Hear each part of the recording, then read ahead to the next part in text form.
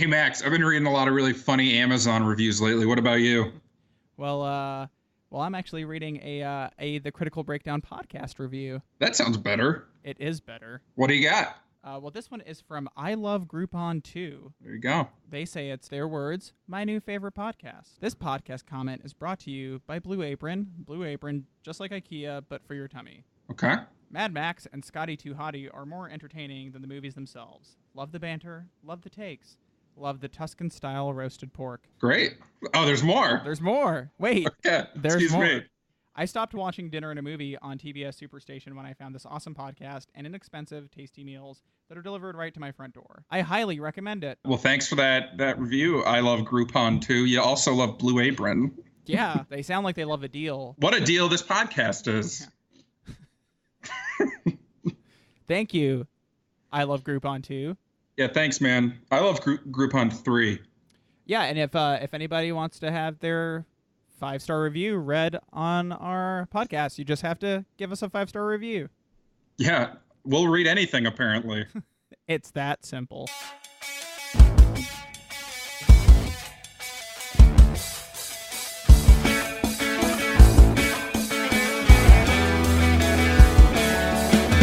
Hello and welcome to The Critical Breakdown, the podcast where we start at the bottom of Rotten Tomatoes and work our way to 100% fresh. I'm Max.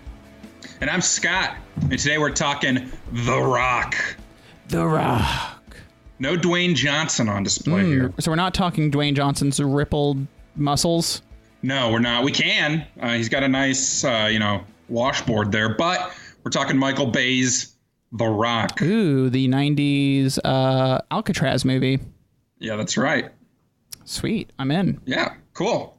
This, some of you may think The Rock, I was promised The Last Samurai.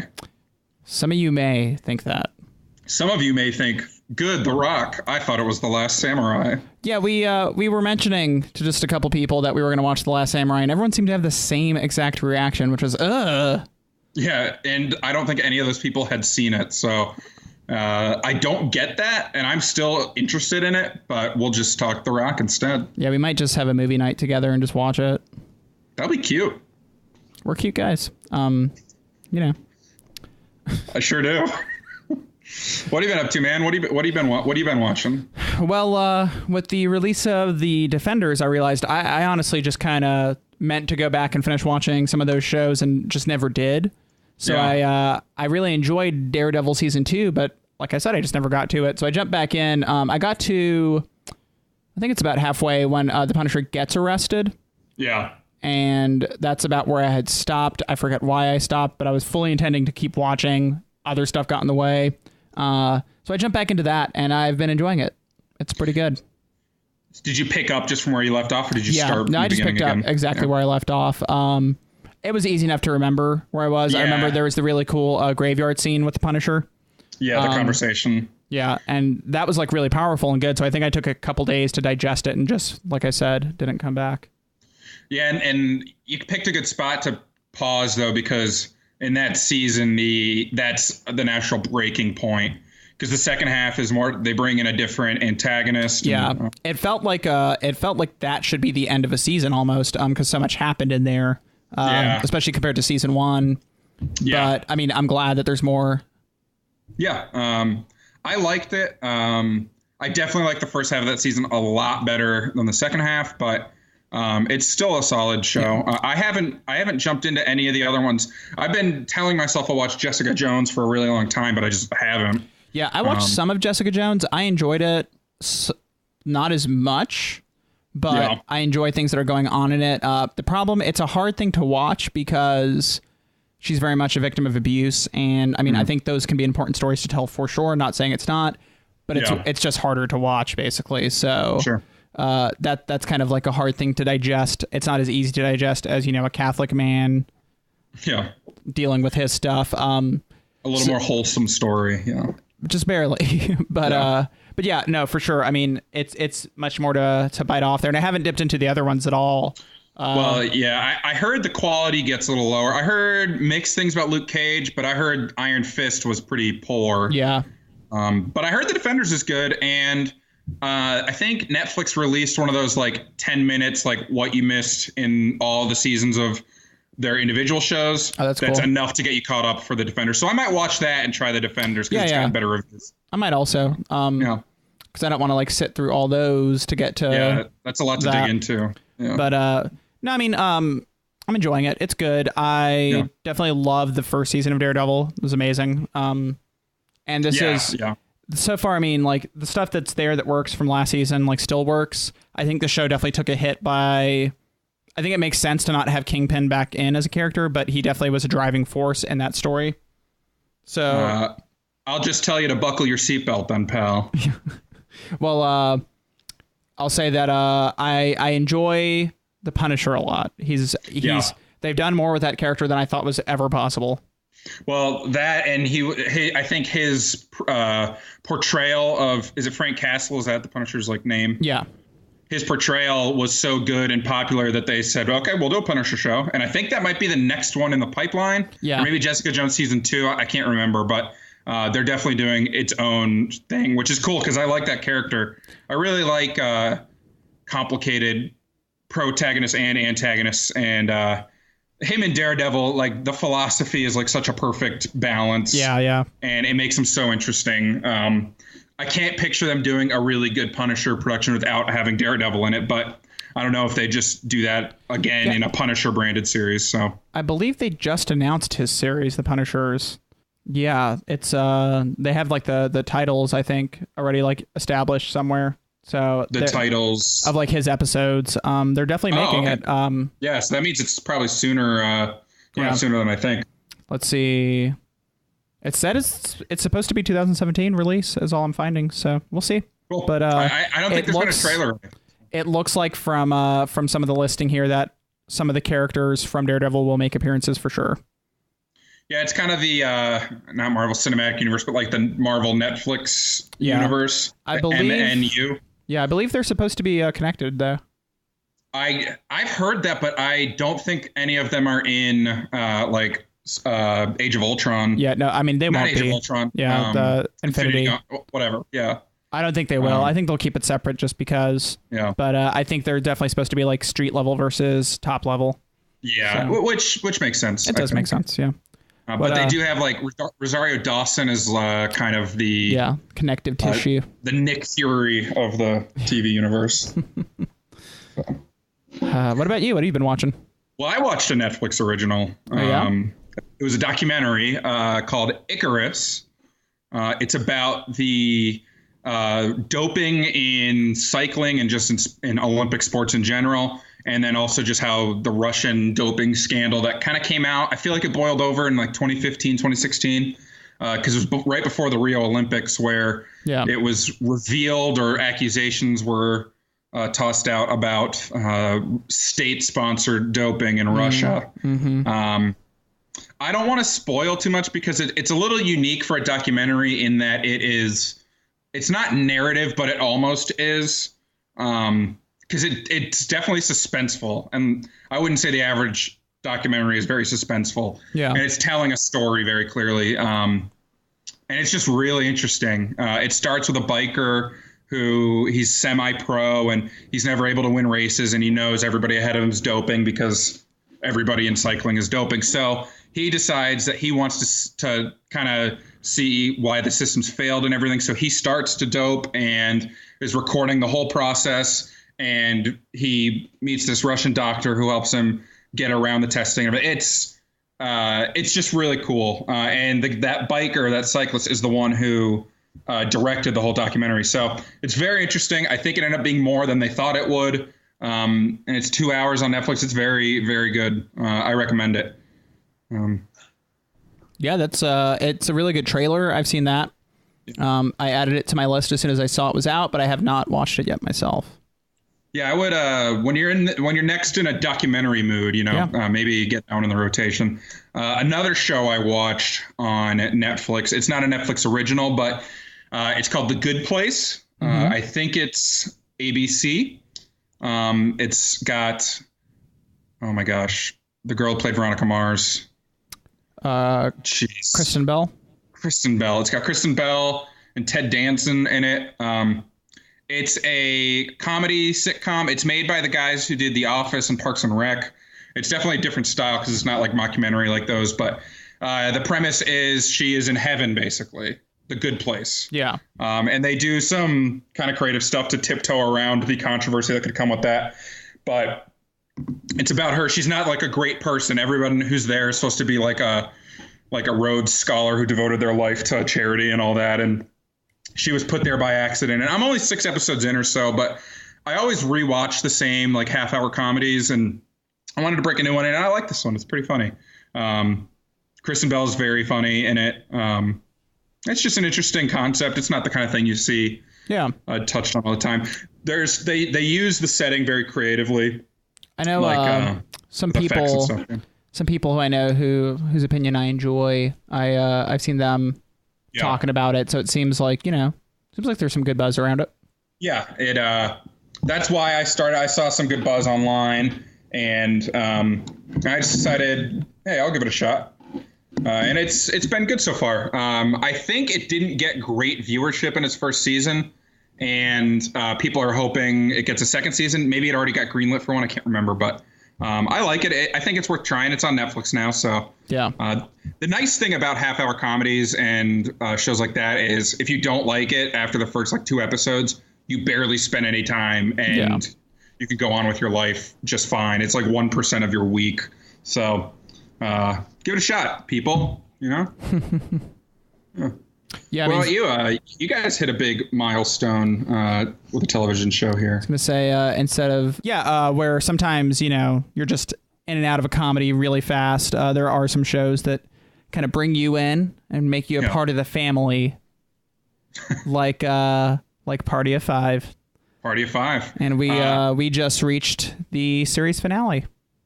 So is this our last Party of Five update on the Critical Breakdown? I mean, unless we start again, it might be. I'll just make references to it all the time now. That I will barely get, but I'll still laugh for you at.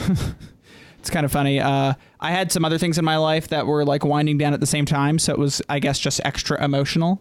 But it was a good, like a good ending to the series. We told you about it in detail earlier, but basically, just to make it as fast as possible to put an end on this, Charlie, the oldest sibling, basically has been, doing his best to be a father to both his siblings, including his youngest one, which is like 6, and the rest of them, and just be a good role model after, starting out pretty rough, figuring things out. I mean, he was like a womanizer, like a slacker when the show started, so he's really come around in his ways. But the other characters, all of his younger siblings, well, the ones that are adults, one wanted to go to Juilliard, one wanted to go to business school in Pennsylvania, and the other one wanted to go to D.C. to work in politics, but none of them wanted to leave, basically. They were kind of like stuck, and they were arguing about who gets to leave because they felt it was unfair that they all get to leave. So it was just a lot of like, you could kind of tell it was not like a toxic way that they're stuck together, but they've basically learned to cope with the loss of their parents by being together. And but then he kind of came to this conclusion that, our family stuck together longer than they would have had our parents been alive. Like, everyone would have went off and done their own thing. So you guys need to spread your wings and fly and go. So it was a good moment. It was a good way to bring this character that started out like kind of like a scumbag and make him good and do the right thing. And it was just a good ending to everything. It was very, as melodramatic and emotional as the show's been, it was a good positive ending. They ended up selling their house they lived in and like moving out, and just like kind of everyone starting fresh. And it was good. I liked it. Let me ask this. I know in the pictures and maybe a few clips you've shown me, Matthew Fox, who plays Charlie, has like a huge mullet, doesn't he? In the beginning, in the first season. Okay. I was going to ask if his hair also had a good maturing. Yeah. In the first season, he had this like awesome, like long 90s hair, and then that eventually became like the 90s like soft mullet, where it was just a little longer in the back than the front, not a lot. Like just over the neck and ears a little. Yeah, where you just you constantly look like you need a haircut, basically. Like a power mullet. Yeah, not even a power mullet. It was more like I said, a more subtle mullet. Like a rainy day mullet. No, that's terrible. But yeah, it works. Just but his hair evolved into more of the 2000 short hair, because the show ended around the year 2000, 99 or 2000. Yeah. And it was kind of cool because Lacey Chabert plays a character named Claudia, who when the show began, she was like 12. And, now she's an adult, like leaving. Yeah. And you got to see Neve Campbell's character kind of... Her plot line wasn't my favorite because she went through some abuse and she went through some like soul searching. She got married super young and got divorced super young. And not that that's an issue, but it was just like they never seemed like they wanted to make her this very good feminist character, which I like that they were making her figure things out. But it's almost like the writers would make her take the hardest ways to figure things out. Like she really busted through the wall and she got a little bloodied. Yeah, and it was just like, okay, she got to a good spot, but it just took a while to get there. Yeah, so... Yeah. But no, I mean, all in all, I enjoyed it. I would love to see a reunion, and sometimes we joke about, me and Jody joke about just doing like a Party of Five watching podcast. Yeah. Limited audience, but it could be fun. We joked about just starting over and watching the first season again, but then we were also like, I don't think we're emotionally ready for that, so... Yeah, because then that's going back to, square one. Yeah. Yep. Well, one could argue that San Francisco was a major character in Party of Five, right? The city has its own personality. Yeah, they had one of those houses that was kind of like a Full House type of house. Just this big, giant San Francisco row house looking thing. And they were always walking up and down the hills. You'd see them sometimes at the bay. Every now and then they'd go like Fisherman's Wharf. Yeah, you'd see the wharf. You'd see Golden Gate. They'd go out to the Northern California locations all the time. But no, it definitely was a character. And there'd be those really good sweeping shots where you can see this whole city in Alcatraz out there. Yeah, you could.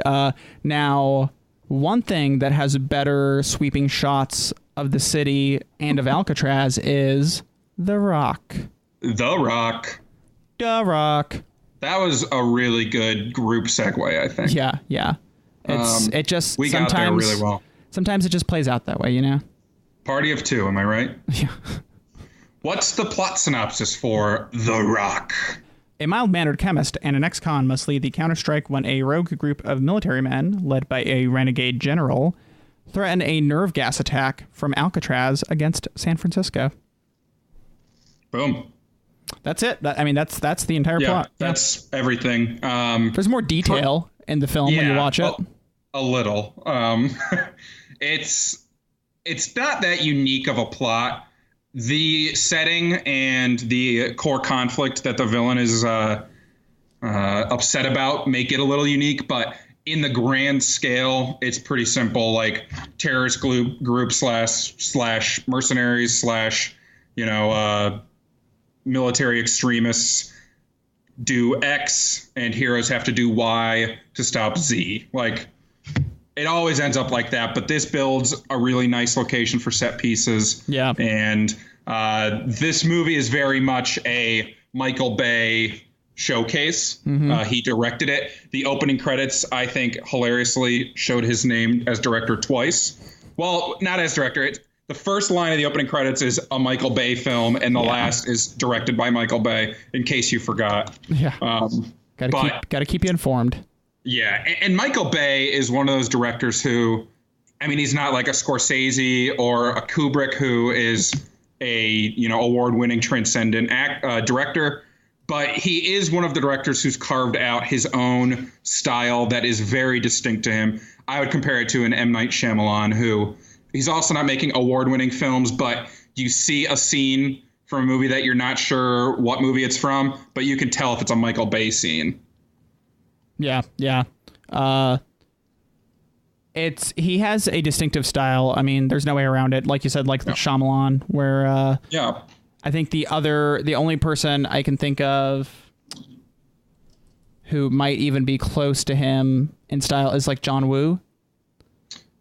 But do you mean John Woo's similar to Michael Bay, or do you mean he's as stylistic? Like similar in style to Michael Bay's style. They're both pretty stylistic. There's plenty of directors who are stylistic, but you won't always know somebody when you see their work. You'll know Michael Bay stuff when you see his work. I'm just saying, like, the only person you could probably confuse his work with is John Woo, if anything. But sure, that's fair. Yeah. No, it's definitely a Michael Bay film, and it's one of my favorite Michael Bay films, I'll say. I think it might be my favorite now. You're a big Armageddon fan, I know. Yeah. Is that your favorite, you think? Or if The Rock is competing with something, is it Armageddon? Yeah. I like Armageddon more in a it's so bad it's good kind of way. Yeah. This was genuinely an enjoyable film. Not perfect, but enjoyable. No. Yeah. But this one, I haven't seen Armageddon, but The Rock is very, very cheesy and fully embraces it. I don't know if Armageddon is the same way. So if you like them in the same direction. It definitely, Armageddon's cheesy. It embraces it. It's just there's less logic involved in this story. Yeah. And there's a famous story with that one where I probably mentioned it before. And the audio commentaries on like Blu-rays and stuff like that and DVDs for the movie, Ben Affleck actually like spent the entire movie talking about how dumb the movie is. And at one point he's just dying laughing, talking about how they were like, we're going to train astronauts. We're going to train drillers to be astronauts because that's easier than training astronauts to be drillers. And Ben was just like Michael, are you serious? Because that's the dumbest thing I've ever heard. These guys are like pilots, they're like math geniuses. Why couldn't they run a drill? You just turn on a drill. And Michael Bayer's response was just like, shut the fuck up, Ben. And like just yelled at him and chased him away, basically. So that's a terrible thing to say to anyone in the creative process. But it's also very respectable that Michael Bay is just like, I'm making a Michael Bay film. Yeah. Shut up. Like, yeah, exactly. Like fucking Armageddon. And I do find I was mentioning this with this film. Michael Bay sometimes has threads of like anti-intellectualism within his films. It's pretty interesting. Where they get mad at the chief of staff in this movie in The Rock for nothing other than just asking a question like, who is this guy? Was like literally his question. Like get this guy away from the microphone before I blow up San Francisco or something. Yeah, and it's just like the guy's the chief of staff. First of all, he was like way too young really to be chief of staff. Yeah. But it was just like, okay, we get it. Like he's just like an idiot. But it's just something Bay does every now and then where it's like scientists can't do this. Yeah, I feel like he exaggerates the science and like computerness of certain characters. Like in this one, Nicolas Cage plays an FBI agent who works with chemical weapons, and he's got the two people who like you see for more than a scene that are also in his department are very dorky. And they're cowardly. And I mean that is interesting because then even in Transformers, the computer hackers and like John Turturro are maybe your intellectuals, and they're played as the goofballs. Yeah. The hero is always like a plucky everyman almost. I don't know. Pearl Harbor is going to be different than that, obviously, but that is an interesting thought. And if you were to ask me, hey, which director do you think is anti-intellectual? Michael Bay would be a pretty quick answer. Yeah, exactly. It's he just, I don't know. I'll have to just keep an eye out for that future films of his that I do visit. He had an insane cast here. The movie came out in 1996. You have Sean Connery, Nicolas Cage, Ed Harris are your big headliners. Mm-hmm. All A-list stars at this point, I would say. Yeah. And then your background characters have a lot of actors who are like, oh, that guys is what I call them, because they're people that you see. Like David Morse is a big one. Yeah. David Morse has a huge backlog of films, and you see him and you can list off 6 films he's been in, but you have no idea what his name is. Yeah. He was in Contact, which we watched. Mm-hmm. But he's been in a lot of stuff. There's others like John C. McGinley, who I think is very popular because of his Scrubs. Dr. Cox. Dr. Cox performance. But he's been in tons of movies. And pre-Scrubs like this, he's just always been sort of a military guy, I feel like, because he can be loud. Well, he was always like office guy or military guy because, I mean, he can do both like nerdy type of characters and do loud, like, stern. He's most famous originally before Scrubs for being one of the 2 Bobs in Office Space. And I mean, everyone knows him from that role, like that's until Scrubs that he was a Bob. Did Office Space, was that 99 97? I wonder which came out first, Office Space or The Rock. Office Space is 99. So The Rock was so The Rock first. came out a couple years. Yeah. Yeah. But it's interesting now because you can look at Wild Hogs, our, 14% movie, where John C. McGinley plays a highway patrolman who is also like a blatantly homosexual stereotype. Yeah. But he's channeling all of that Dr. Cox energy. Yeah. Like Dr. Cox is a great character in Scrubs, but ever since then, all his roles are going to be just like that, where, the tirades, the shouting, the, very firm guy. It's kind of interesting how that character has become a career for him, but it works. So. Yeah. Pays the bills. Yeah. You also have Michael Biehn. Yeah, who was most Terminator. well known, for Terminator playing Kyle Reese. He's also in Aliens, and he pretty much plays the same character in that. He pretty much, if you see Michael Biehn in a film, I feel like he's going to be playing some kind of Marine or Navy SEAL or time traveler, or somebody with a gun. I was reading his third film where he played a Navy SEAL. Yeah, the second one being Navy SEALs. That sounds about right. I mean, he has the look for it, even though he's not like the most big guy. He's kind of like a wiry, muscly guy. But he just has an intense look, so I get why he kept getting those parts. He's got a good stare. Yeah, I feel like you need a good stare as a Navy SEAL. He has like a steely gaze almost. So. Ooh, I like the way you said that. Then we have William Forsythe, who's more of a character actor. You would know him if you looked him up. There's not really much to go on there. I was really excited to see a extremely young Bokeem Woodbine. Yeah, that was insane because he looks literally exactly like he does today, except today his face only is a lot more weathered and aged. Yeah. But everything else about his frame is exactly the same. It's like if you took his picture and put it into an aging app and added, 20 years now? Yeah. It would be 99.9% correct. And if for those of you who don't know the name off the top of your head, he played the Shocker in Spider-Man Homecoming, and he was in the second Shocker. Yeah, and he was also in the last. He was in the second season of Fargo. Yeah, and it was definitely he was great in that. Yeah, too. he was one of my favorent characters in that. So, what was his character's name again? I always forget. It was really cool. Mike Milligan. Mike Milligan. Yeah, and he is definitely.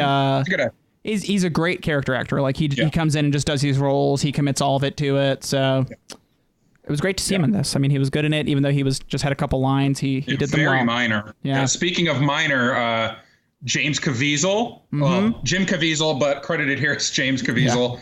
Yeah. I don't even know if you could count it as a cameo because we're pretty sure all you ever see of him is like his eyes. He plays just a background pilot. Yeah. In a fighter jet, and all you see is his eyes, and he says something into the radio, and I don't even know 100% if he got credited.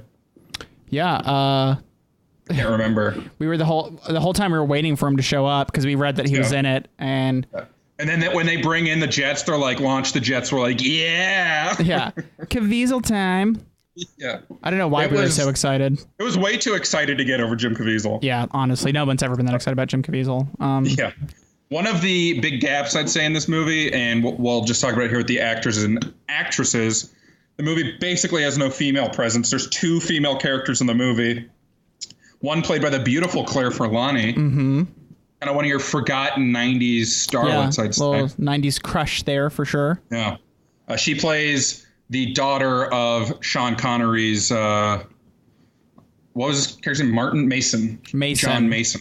But she had a different name that was weird. Well, because everybody thought he.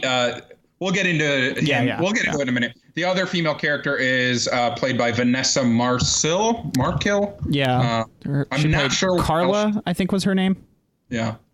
I don't think she's been in much else, but she played Nicolas Cage's girlfriend / fiance. It was kind of weird. I was telling you this right away. I didn't like that the two women we met, the first one was just the child of the main character, one of the main characters, and the other one was just the woman who's carrying the child of the other main character. Yeah, and you could argue that they serve as motivation for both characters, but even that is a stretch. Yeah. More so for Nicolas Cage's character, but like Sean Connery's character didn't really like he wasn't truly motivated by his daughter. Yeah, and the only motivation we got from her was actually for Nicolas Cage's character to stop and not embarrass him in front of her. Yeah. So that actually made them bond a little bit, and they were able to work together then. Yeah. So once again, the women are plot devices in this movie. Yeah, they're background motivation devices. They maybe have a combined 3 scenes. This movie epically fails the Bechdel test, which for anyone unfamiliar, it is kind of a screenwriting, or maybe it's just any work of fiction. But yeah, it's famous for film though, for screenwriting. Yeah. Yeah, the idea is a movie passes the Bechdel test if 2 women talk to each other about something that's not a man. And it's kind of sad how often movies fail this. Mm-hmm. I'm 95% sure this movie doesn't even have 2 women talking to each other. No. Maybe like some of the tourists in the background. But one of the big problems with this movie is, the female characters are pointless. And it's very sad to see that. Yeah. And nobody has ever said Michael Bay really nailed like that movie about women. He's kind of famous for how shitty he is with female characters. Yeah, Transformers. I heard a lot of negative stuff about his treatment of Megan Fox. Yeah. But I guess she was more involved in the females in this, but it's not like she was given a ton to do. Yeah. Usually there are plot devices in his films or eye candy, and it's just, that's a huge bummer in any movie. It's just, especially now, like as a culture are trying to actively move past that. But that being said, the movie itself is a very fun ride, even with all these faults that we can bring up. Yeah. The movie is very full of faults, much like its setting San Francisco. There he is. But it finds a way to be fun enough, and we laughed a good bit during the movie, which is, that's a win on its own. Apparently, it was not written first draft as a comedy at all, but when they started filming, they kept adding more and more humorous moments. Your boy Nicky Cage actually improvised one line that made us almost like pause the movie. We were laughing so hard, which is he uses the phrase, was it Zeus's butthole? Oh gosh, yeah, I can't remember it exactly. I want to say, let me see. I wrote it down somewhere. Yeah, he was trying to swear basically, and used the term Zeus's butthole as his swear. Yeah. Said, but how in the name of Zeus's butthole did you get out of your cell? Yeah. So, do you remember the other line that had us cracking up that he said? I can't remember now. It was early on. It was like, he only swears. He only actually swears like twice in the movie, and that might have been the other one where he's like, he said something probably like, "You laid me down and effed me." I don't know, something along the lines of him being ridiculous. But yeah. So it's weird. It's funny. It's a funny film for no exact reason. Yeah. Well, it does everything it can to bring it. Like Sean Connery has the dumbest one-liners throughout the movie. Yeah. It got to the point where during a couple scenes, you and I just kept spouting off one-liners that were as stupid. They were on par, and they're all puns. Like there's a car chase, and Sean Connery just looks back at a car that just exploded, and I'm pretty sure it was just a civilian. He says, "I hope you had insurance." That's not a good Connery, but it was a dumb thing to say, so I don't care. I want to apologize to our Scottish fans. If you hear us doing any really terrible Sean Connerys, feel free to just yell at us. I'm pretty sure I will do another terrible Sean Connery in this. And I do apologize. Yeah. What was cool about Connery was this was maybe 6 years before League of Extraordinary Gentlemen, which we watched for our 18% or whatever. And he was awful in that. And he was basically immobile. Like he had no physical presence. They basically wheeled him into every scene. Yeah.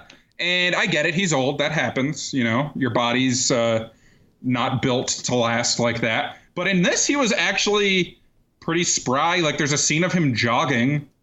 Yeah, no, he was running around. Yeah. He wasn't like, doing his own stunts or anything, but he was keeping his own. Yeah. Like impressive. In League of Extraordinary Gentlemen, it was distracting how he was hobbling around. In this, you never had any problem with it. Yeah, not at all. Yeah. I really like Ed Harris in this. He plays the antagonist, and he is a former general, I guess, in the military. He fought in Vietnam. Yeah. His whole motivation for this plot, which we'll go into, is that he served with a lot of great people, and most of them died, or everybody he served with died, maybe, and their families never got the compensation or the respect that he felt they deserved. And so all he wants is for the government to pay those families, the 86 families or something of the people he served with. It's a very personal motivation, and he is a very serious actor most of the time, I would say. Yeah. And he is very serious tonally in this.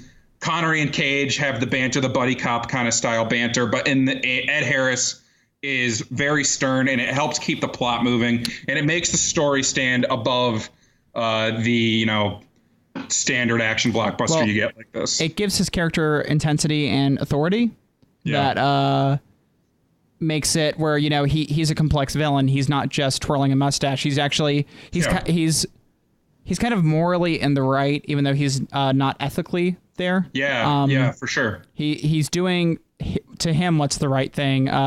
You mentioned while we were watching, and guys, we always jump back to like D&D type of terminologies for stuff like this, but it's pretty good for like filmmaking stuff too. He's lawful evil in a sense where he follows a strict code. He's doing something for the wrong.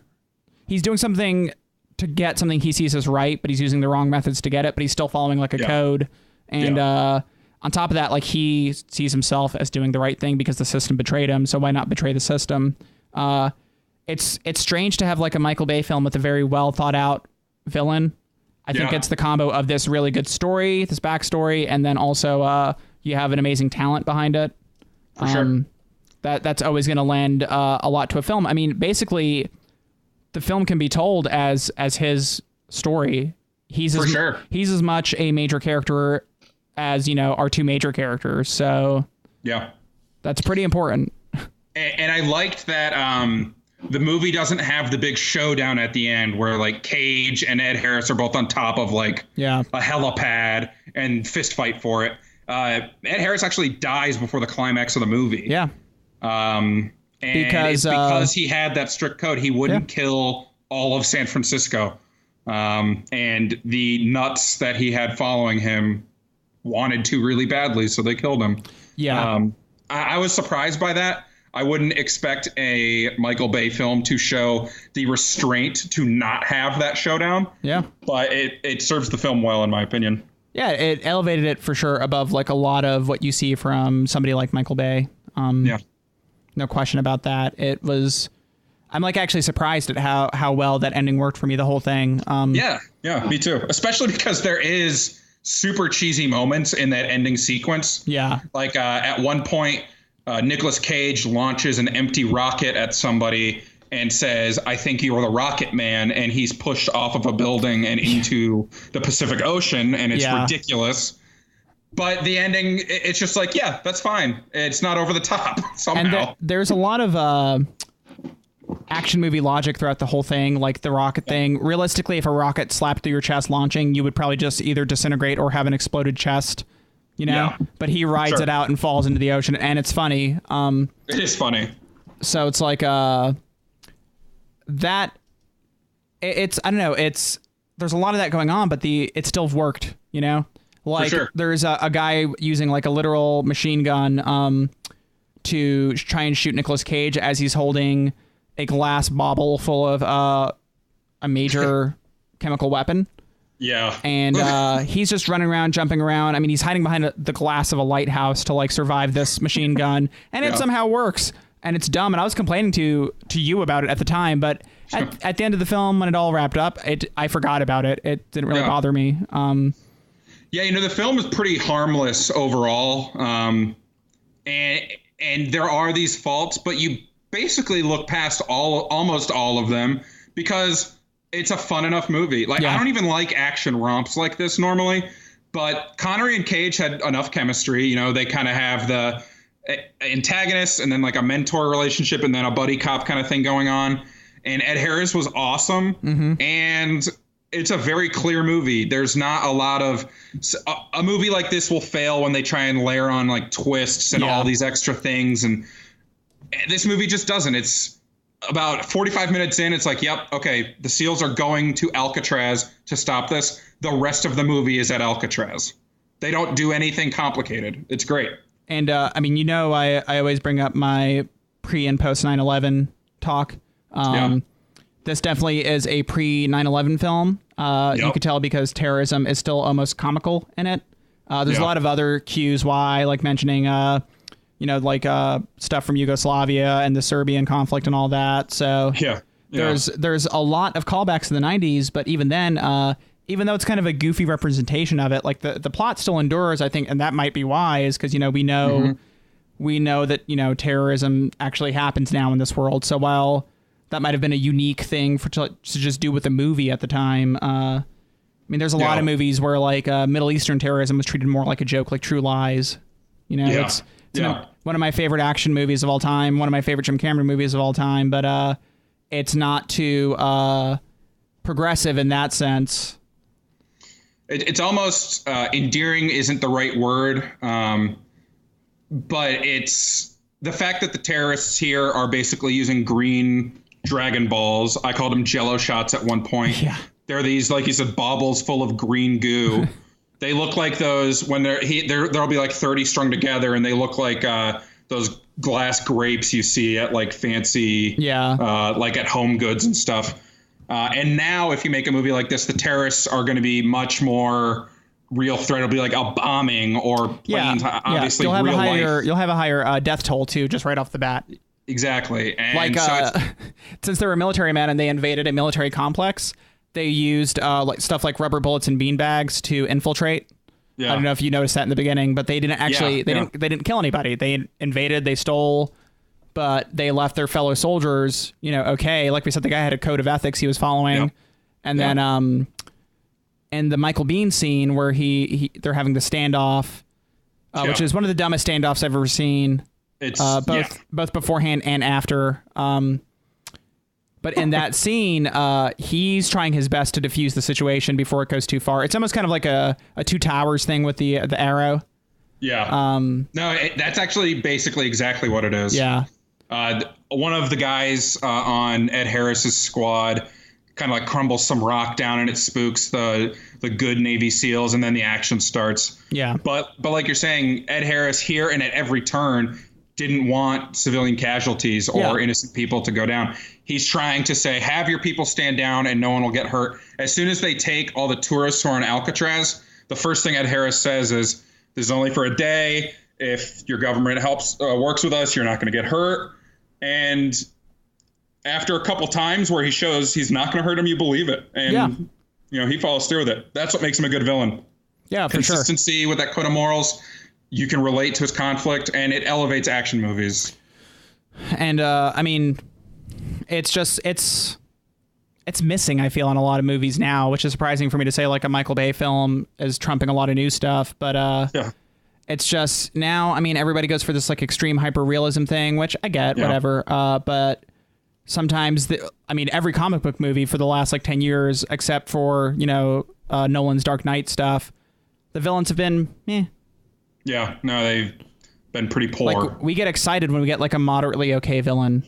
Yeah, like Vulture in Spider-Man: Homecoming. Yeah, was fine, and that's because, and I think it all boiled down to that conflict is more personal, and just like in The Rock, it's very personal for Ed Harris, and it makes you relate to the character more, and it just makes an extra layer of depth. Yeah, that's actually a really good comparison because also it's a great actor, one of my favorite actors. Michael Keaton in Spider-Man, yeah. And then also he has a code of ethics he's following. He's just trying to earn the keep for his people that he felt they needed. Like, that's actually a really good comparison, and it's one of the better villains recently. So it's good to just see, like I said, that this movie holds up. Yeah. So. It was rewarded at the box office for all these positives we've talked about. We talked a lot more about the movie here than we usually do before we get into the nitty-gritty, but its total domestic run was 134 million, and it brought another 200 million foreign, so a worldwide gross of 335 million. Production budget was $75 million, which sure, that's a lot of money, but it almost feels like a mid-budget film now, which is insane to say. I don't think a Michael Bay film has hovered this low since. I wish he would do a couple with this budget now. We talk about how the small budget has benefited M. Night Shyamalan so much because it kind of reins him in a bit and it makes a more focused movie. The Rock is a much more focused movie. Yeah. I didn't read this, but I'm assuming they filmed on site at Alcatraz. Yeah, they did. Actually, Sean Connery did not want to get ferried back and forth every day. So one of his demands was that they build him a cabin on the island. And surprisingly, they did it. And he just lived on the island until they were done filming. Hey. Also, the unique experience. Yeah, the government was still funding Alcatraz as a tourist attraction at the time, and then somehow the funding ran out. So halfway through filming, the first half of it, like people were just walking up, watching them film, and they would just let them watch as long as they didn't interrupt. But then about halfway through, there was no more people because it shut down. For the public, so you had to have a permit, and they were able to just keep filming. But it's pretty interesting. It definitely was there, and it's It needed to be because it's about Alcatraz. There'd be nothing worse than it showing the front and then going into like a studio. Obviously, some of those are going to be studio shots because there's like explosions and shots, but the shots you need, like with windows, with the view and all that, outside and inside, like you could tell they put the time in, which is it lends to the authority of the film. Yeah, I mean, it's just more authentic. Yeah, for sure. Your outside shots, they made sure to show you like sweeping Alcatraz and San Francisco and stuff because. And if they didn't actually film at Alcatraz, they wouldn't have done any big wide shots like that. No, yeah, because they just wouldn't dare. But Michael Bay wouldn't make a movie that takes place in Alcatraz if he couldn't film there. Yeah. What's interesting, looking at the opening weekend, which it won June 7th of 1996, the two movies it beat out, which had already been out for a couple of weeks, were Mission Impossible and Twister, and they both had higher budgets than The Rock. So Twister in particular.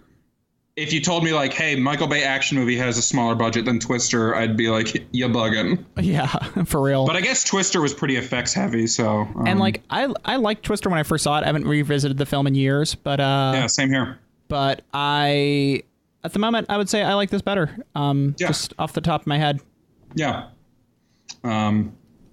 Yeah, I mean, I'm actually shocked at how much I like The Rock. Let's talk about the other films. Like we said at the start that we were going to watch The Last Samurai, and I'm still interested. I'm a Tom Cruise nut. Yeah. And I like Ken Watanabe, and my mom really likes the movie The Last Samurai, and I own it already, so I'm going to watch it. But there was such tepid response from our friends who we talked to, many of whom are guests on the podcast from time to time, so... So it's both actually all of them. We value their opinion, and also at the same time we're frustrated with it. It's a good barometer because it's like, oh yeah, we're gonna watch The Last Samurai. Literally everybody groaned. None of them had seen it though, so that's a good barometer to say, well, hey, maybe there's not as much public interest in this movie. Yeah, I don't think The Rock is going to be all that public interest either because 1996, it's probably one of the least well-known Michael Bay movies for whatever reason. But it was pretty successful, man. Oh, yeah, for sure. I think my sister, Sarah Tennant, former guest on the pod, I doubt maybe she's heard of The Rock, but I doubt she'll have seen The Rock. Maybe she'll think we're just talking about Dwayne Johnson, so she'll listen anyway. Yeah, she'll be like, Dwayne Johnson is on site in San Francisco. But yeah, so another one we could have watched was Anchorman. Yeah, and this one is, I think the main reason we didn't watch it is because it's hard to talk about Anchorman when it's, I don't know, I mean, it's a comedy. It has a huge fan base that loves it. There's not, I just don't know if there's much there other than just like analyzing the jokes that work and stuff. Yeah. I love the movie. It's great. And like, I mean, we just watched a comedy we both love, Zoolander, and that was a great discussion. But sometimes we don't want to like double dip into genres too close to each other. Sometimes we do three science fiction movies back to back just by accident. Some of them have Jake Busey in it. It happens. But sometimes sometimes we just want to be, like more individual in our taste, more selective. Yeah, and for sure. So while Anchorman is good and a good film to watch, I wouldn't have as much to say about it. Another one on this line that is the same way as Dumb and Dumber. Yeah, which is, in my opinion, an iconic comedy of the 90s. Yeah. If I had to list top 5 comedies, it would be in there. Yeah. And I would watch Dumb and Dumber for the podcast before Anchorman because while Anchorman is great, it feels like it's kind of samey with a lot of the other comedies we get now. Yeah. And that it kind of has that sexual comedy in it, the absurdist lines. Dumb and Dumber is so like heartwarmingly endearing in how much Jim Carrey and oh my God, Jeff Daniels. Jeez, I'm an idiot. They own that movie. They own that role. Yeah. And it just makes it so much better. And there's so many great funny moments that no other movie comes close to matching. Yeah, for sure. And it's one of the reasons you can't catch lightning in a bottle. You know, Dumb and Dumber, you can't make a sequel to it. It's just what it is. It's this iconic moment. It's not just a comedy. It's a pop culture like moment. For sure. And there's very few of those. I think that's one of the reasons why we enjoy talking about Zoolander, because it's the same way, just different decade. And you'll have those. So they both have like meme-worthy lines, like so you're saying there's a chance. Oh yeah, totally. Yeah. Like just great stuff. I love it. Yeah, and we honestly could talk about it a lot, and maybe one day we'll revisit it or something. Yeah, maybe if we do like a comedy breakdown. I think that'd be a big totem on the totem pole. There's a couple others on here that we could have watched. Spring Breakers is one. Yeah, I think we'd have a ton of discussion about it. It's a divisive movie, and we just both weren't really full agreement on it. Yeah, it would be definitely an interesting movie to talk about, but I mean, it was an indie film. The biggest story with it is probably the lawsuit. James Franco was sued by rapper Riff Raff. Yeah. Who is, if anybody doesn't know Riff Raff, he's a total clown. I know a lot more about Riff Raff than I'd like to, because former guest on the pod and one of my closest friends, John Darling, is, I hope ironically, a Riff Raff fan, but he's a big Riff Raff fan. Maybe I can get John to record us a minute or two about Riff Raff here, but Riff Raff successfully sued James Franco for copying his character or persona for the movie, for his alien character. Yeah. And you just watch the trailer if you have not seen it. It's a ripoff of Riff Raff. Yeah. There's just no questions there. Yeah. But that's a movie that a lot of people really, really love. And then I think maybe more people just don't get. Yeah. So it's a tough one to unpack on a podcast here, where we want as many of our listeners as possible to have seen or at least be very familiar with the movie. Yeah, there's tons of movies we could watch that we like and nobody else does, but we love them. Passion Play. Yeah. Scott's favorite. Yeah, and like, for example, a lot of people saw Cloud Atlas, maybe not tons of people, but I know plenty of people who saw Cloud Atlas. That was one of our choices. I haven't seen it, and I would have been willing to watch it, but it just seems like we probably would have had a lot to discuss about it, maybe too much to discuss there. It's a lot to unpack. It's based on a very popular novel as well. I didn't read the book, but from everything I've read from people who have, the Wachowskis did a great job of translating the book to the screen, and it is a challenging story to translate to the screen. Yeah. I really enjoyed it. It might be my favorite Wachowski movie. The Matrix is so iconic, but I really like it. There was some controversy with race stuff in it. That's all I really remember from it, and that it's long and based on a book. In short, to be short on that, basically there's 5 or 6 nested stories within this movie, and the same actors play roles in all of them. Yeah. And it's kind of about how fate intertwines and stuff like that. So there are some of the storylines where white actors play characters, minorities, and I get the controversy. I don't think there's any way you could have done the movie if you're not willing to go there, though. Yeah, I mean, it comes down to just the questions of like how we feel about it and how comfortable it is. And I mean, that's a whole different conversation, but I do feel like it'd be weird for them to just change one character's actor because it was a different race. But maybe in that case, you just use a bunch of different actors. But at the same time, I get why a studio would say no to that, realistically, from a business perspective.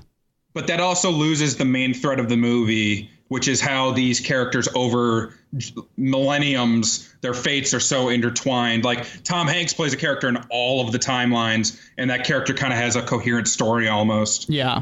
So by doing different actors, you'd lose that whole leg and then just make a really weird, confusing movie. I recommend it. I think you'd like it. It's so creative. It's a cool 3.5 hours, though. Like, it is an investment. Yeah. I think it's on Netflix, though. Or maybe Amazon. I can't remember. It's on something. I intend to get to it one day. It's definitely, I mean, I haven't avoided it for any specific reason. I just never watched it. Yeah. It's, sometimes it's just something skips by you. Yeah, for sure. One that skipped by me was The Kite Runner. Yeah, I didn't see The Kite Runner either, but the novel's great. I read it in high school, and it was one of those books that, occasionally novels just become public lightning rounds. Like The Hunger Games was another one where everybody is reading Twilight. Everyone's reading Twilight, 50 Shades of Grey. Kite Runner was the same thing. I think it's a more endearing book than all of those. Yeah. And it's a really nice story. I think it's a good family movie. There's definitely conflict in it, but the main characters are children, and I haven't seen the movie, but I'm assuming it kind of leans into that a little bit. And we don't even have to go into this one, but we did have the chance to watch Solaris, which is a remake of the original Solaris. I believe that's a Russian film, and this one is the George Clooney one done by Steven Soderbergh. I saw some of the original. It's an interesting film. I didn't see this one. The original is by one of an iconic Russian director, isn't it? I can't remember his name off the top of my head. It's Tarkovsky. Yeah. Yeah. It's the original was directed by Tarkovsky. Right. So they had another kind of a big name director take over, but I don't think it did that well, money wise.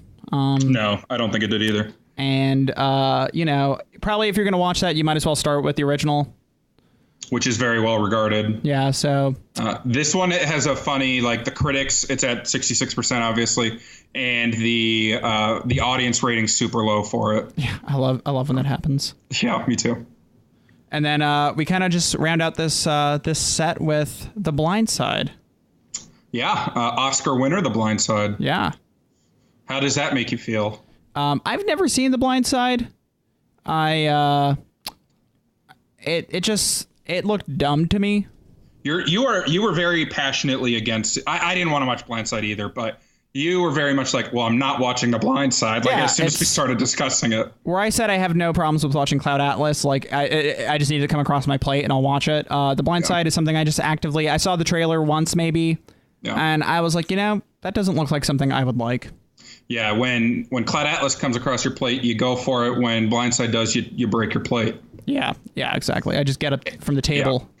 Yeah, you're done eating. Yeah. I've seen it. It's fine. It's like one of those movies that's very pandering and very feel good.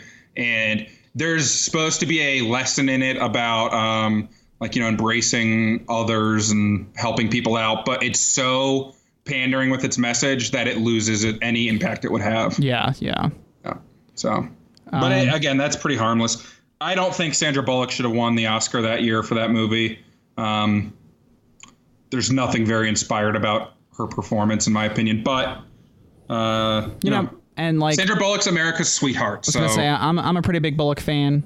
I think she deserves awards. I never saw this one, so I can't speak on it. But this one makes up for how she didn't win Best Actress for Miss Congeniality, which she should have.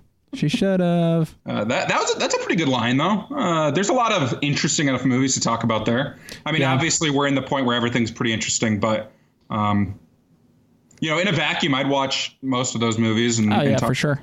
But The Rock was it was kind of a last minute audible, but it was a good one. Yeah, we just kind of spurred the moment. You were like, "Hey, The Rock," and I was like, "Let's watch it." And we were like, "Yeah." So it worked. I'm glad we picked it. The Rock starts off with a rocky foundation when they introduce Nicolas Cage's main character as Stanley Goodspeed. Yeah. A very dumb name. And as soon as they did that, I was like, oh, God, this is going to be awful. It was all uphill from there, though. Thankfully, it was. That intro scene was pretty goofy, so we were worried. But like you said, it took off in a good direction.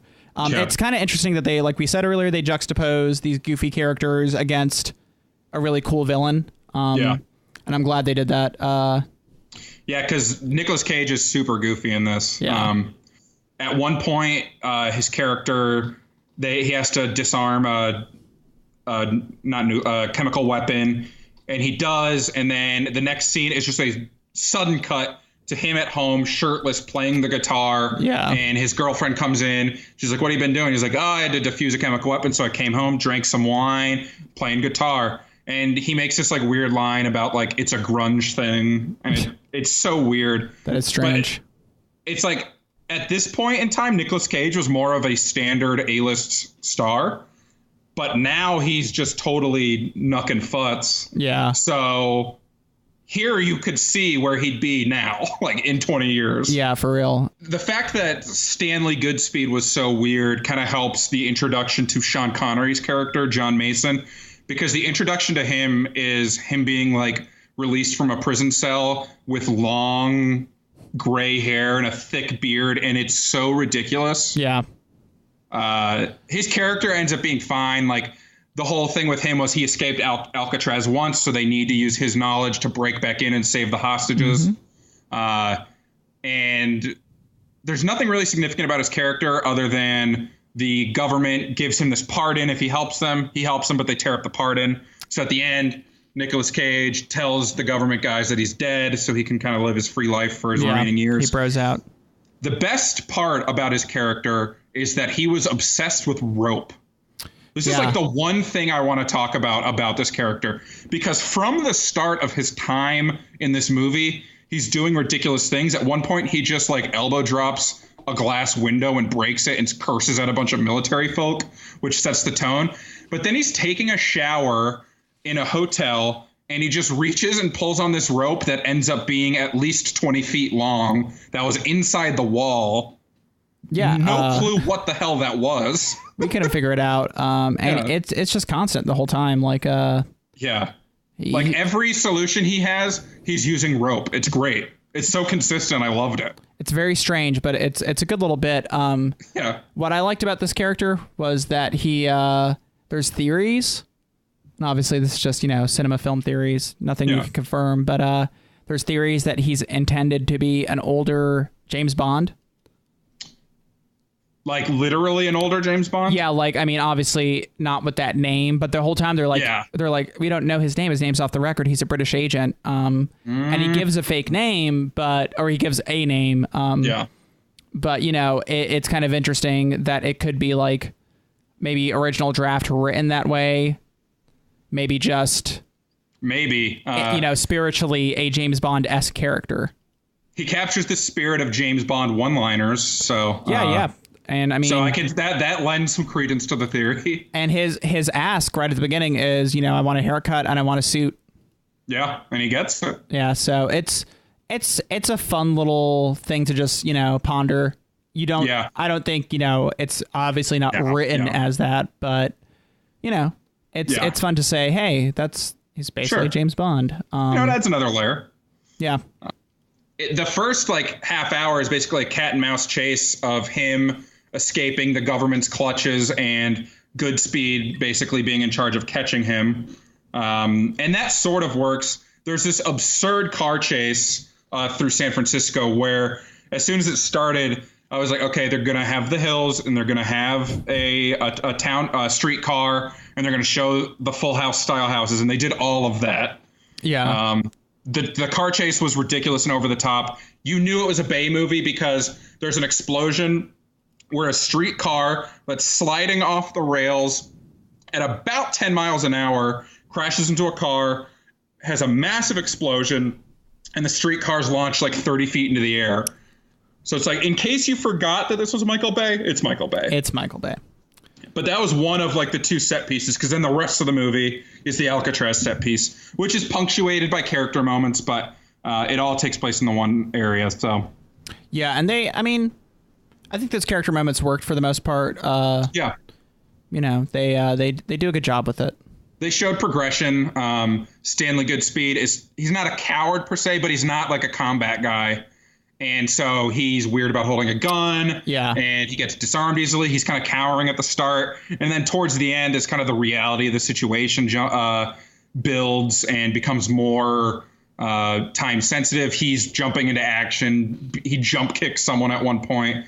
At the end, he has the amazing rocket launch, which was cool. It's all cool stuff. Yeah. The movie's paced really well. They do pause the action quite a bit for those character moments, but they never linger on the action too long, which is a big plus for this movie, which is weird to say because it's an action movie. But the action is terrible. That's your biggest. That's your biggest thumbs down of the movie, is that the choreography is awful. And for a Michael Bay movie, I never thought about it, but he doesn't really have a movie that has well choreographed action, does he? Like, I know the Transformers movies are all just effects and there's not like nuanced fight scenes or anything. Yeah, I mean, what else is it? Bad Boys, maybe?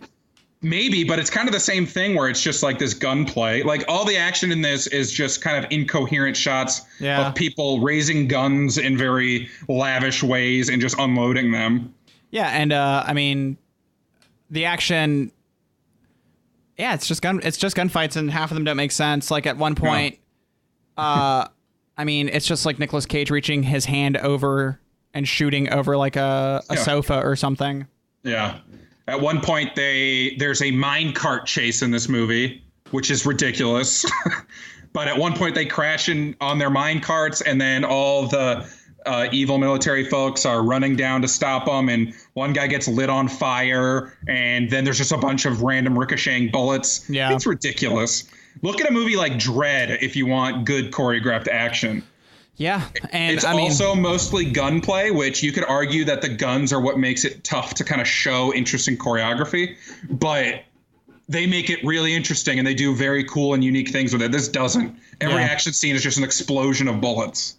So I mean, while the action isn't the most exciting here, there's 90s films that could do it.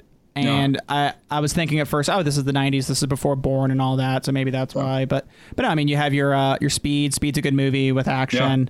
The Fugitive. The Matrix came out right at the end of the 90s. Yeah. I mean, there's stuff. There's stuff out there that proves it was done. It can be done. Yeah. Michael Bay, I think, cares more about like those slow motion scenes afterwards. Yeah. He cares a lot about the spectacle. Yeah, for sure.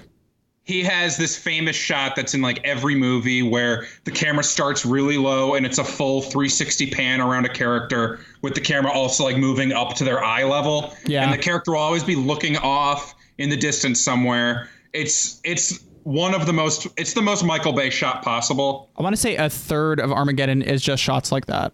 Yeah. Pearl Harbor is the same way. Yeah.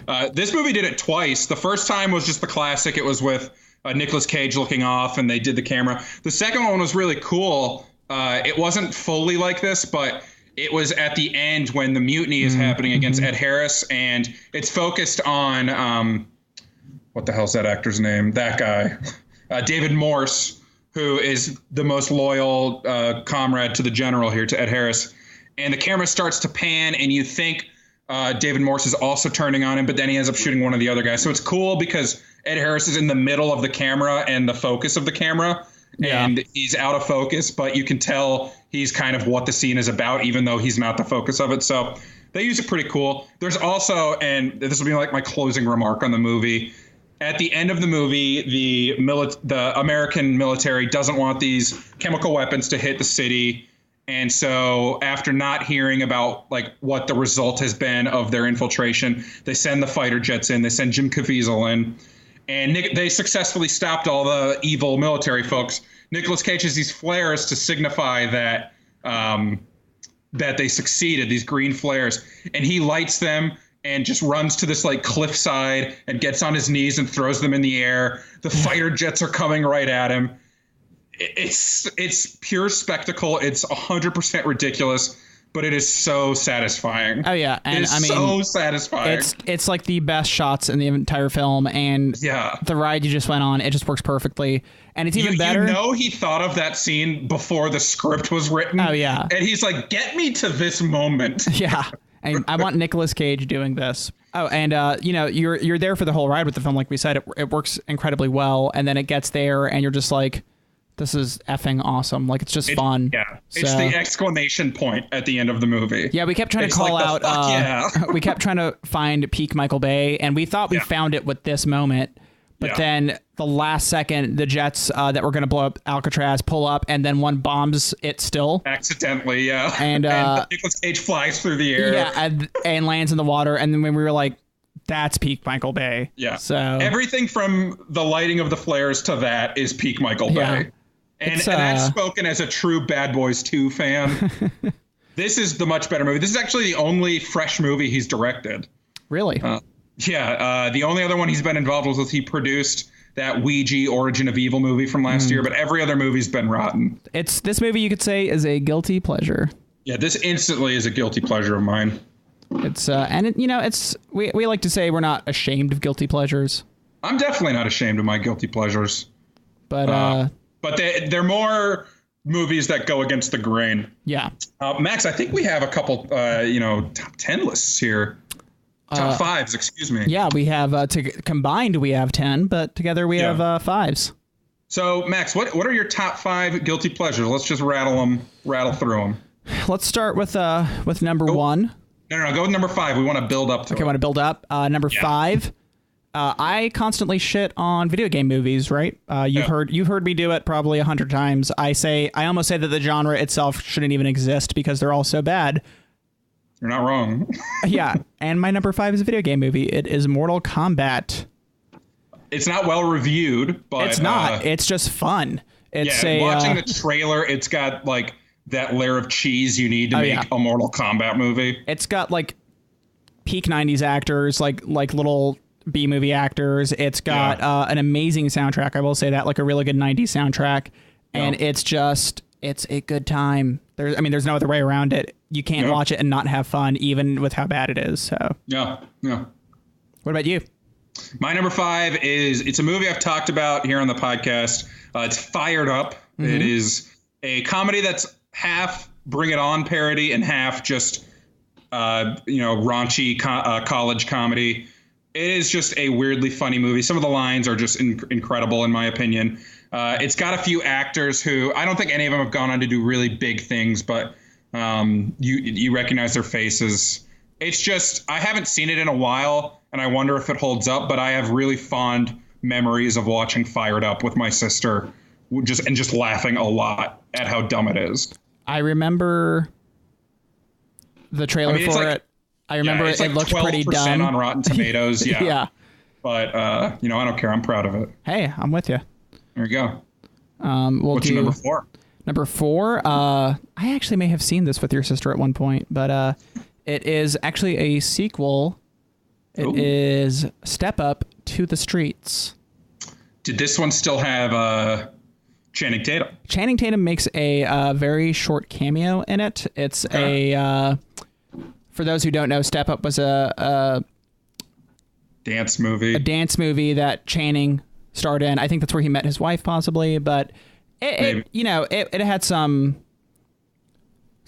buzz around it for just this guy that can dance like crazy. And then they made a sequel called Step Up to the Streets. And I know I for sure saw it with Paul, and I feel like I saw it with Sarah at one point. But I believe it. It is a ridiculous film. The dancing is like pretty awesome in it, though.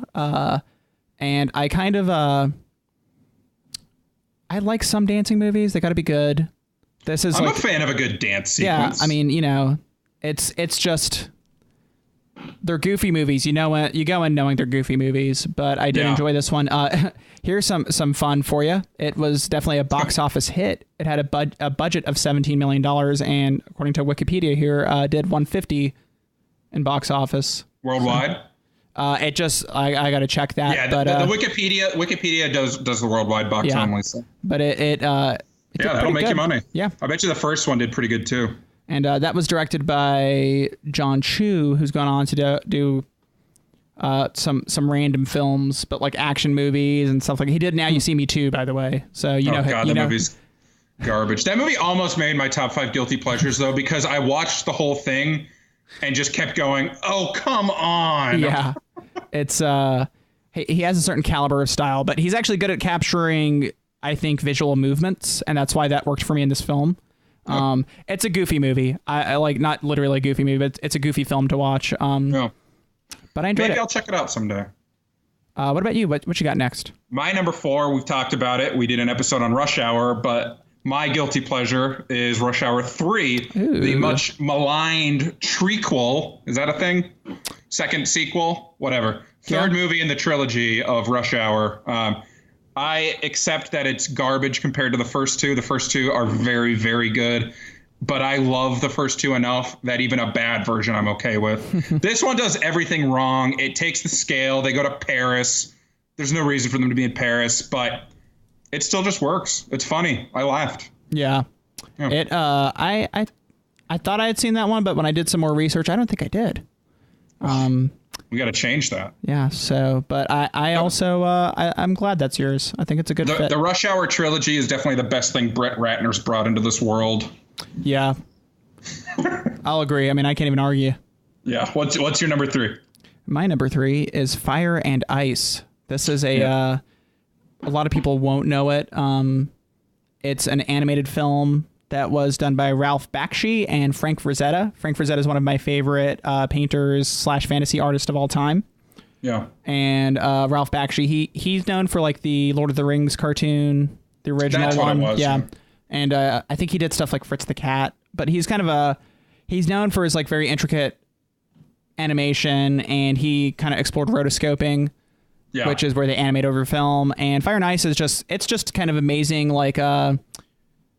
It's not even, it's more like low fantasy. It's more swords and sorcery type of stuff. But gotcha. It's not a great story. I think I love it because I watched it when I was a kid. It's pretty simple. It's an evil guy. It's like a D&D campaign, basically. Yeah.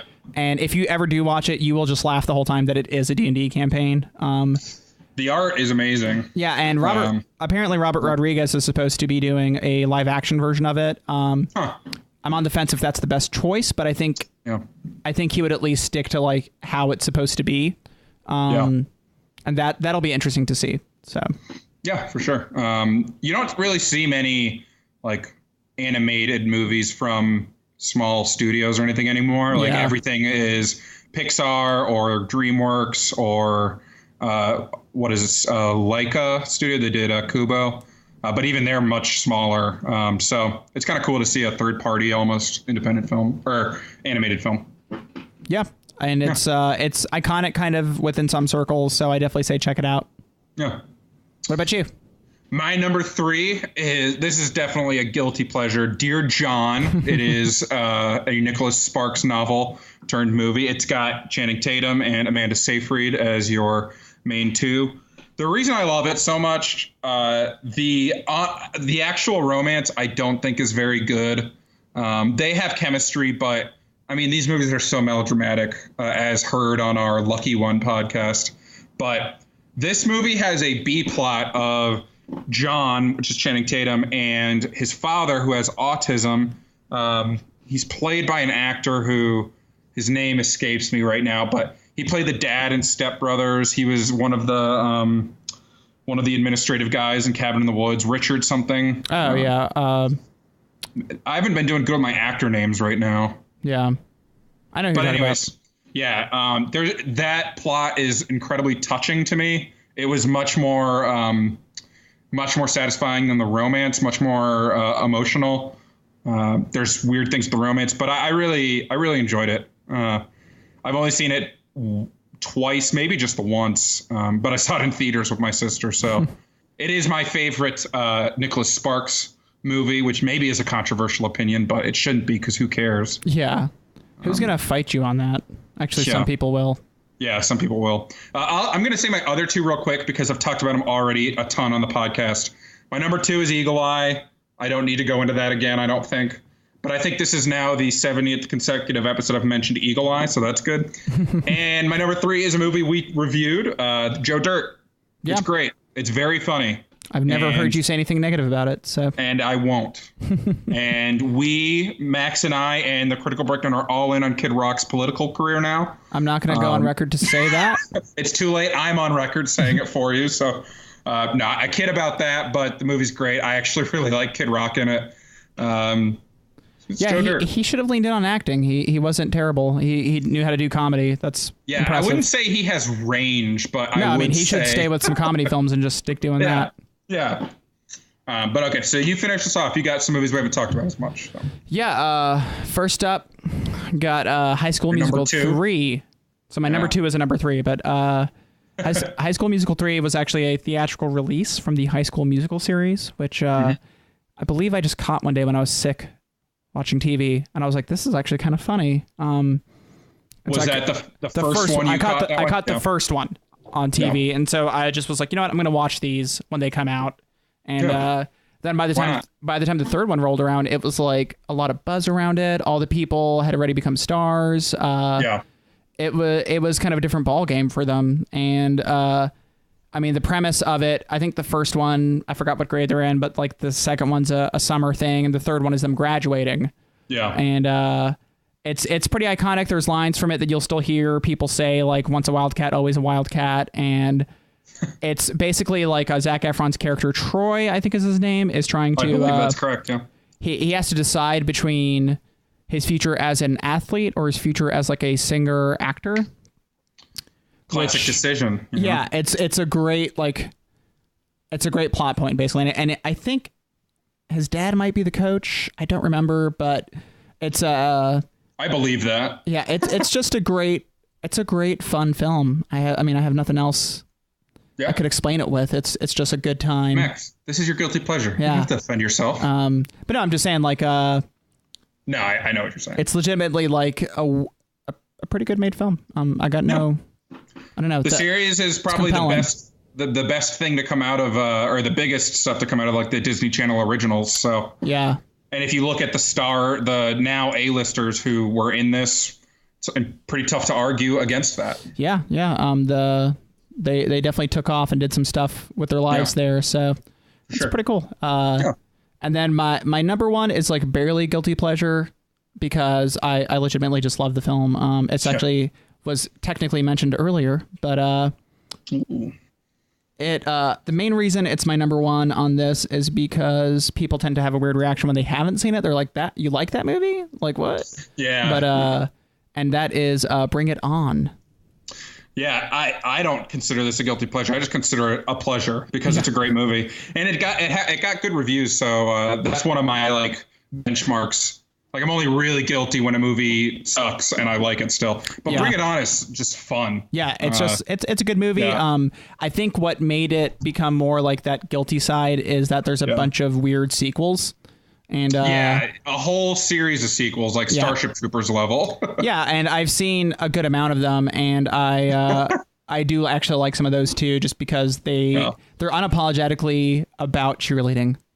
Yeah, so the Bring It On franchise is your guilty pleasure. Yeah, you could just say the whole franchise, at least the ones I've seen. But I mean, it's the first one's great. It's just a good movie. It kind of deals with like race relations as well as like high school hierarchy, and also doing the right thing in the middle of all that. So no, it's a weirdly sentimental movie almost. Because there's a lot more going on than you'd think with a cheerleading movie called Bring It On. Yeah, exactly. And it's always nice when a movie can deliver like that. So yeah, I love it. I love that pick, Max. It's a power pick. I might move The Rock into mine, though. I really liked it. Yeah. I was very fond of it. And like we said, we don't really believe in the guilty part of it, but it's just kind of that reaction when someone's like, you like that movie? It's like, I do like The Rock. Back off. Yeah.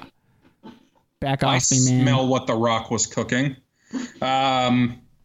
Max, where can the good people find us? You can find us diffusing sarin gas in our laboratory. There he is. Or you can just find us at thecriticalbreakdown.com. You can find me collecting piles of rope while I shower. Or you can find me at Max Herrera Film on Twitter. You can find me playing the guitar shirtless after a glass of wine at 1 o'clock. Or you can find me at breakdown_Scott on Instagram. Check us out on iTunes, on all the podcatchers. Leave us a review. We really like that. It makes us feel real nice, and I know that's what you all want. We're over at thecriticalbreakdown.com. We got blog content. Check out all our old episodes if you want. Find your guilty pleasure movie that we reviewed and hear our thoughts on it. Yeah. You know?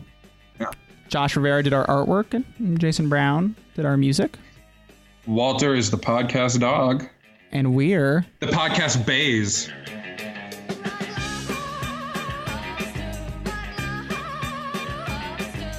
Ocean in the ocean. His air hose broke. Lots of trouble. Lots of bubble. Next week on the Critical Breakdown. we're going to break the law and watch Lawless, rated 67% on Rotten Tomatoes. Keep it cool, man.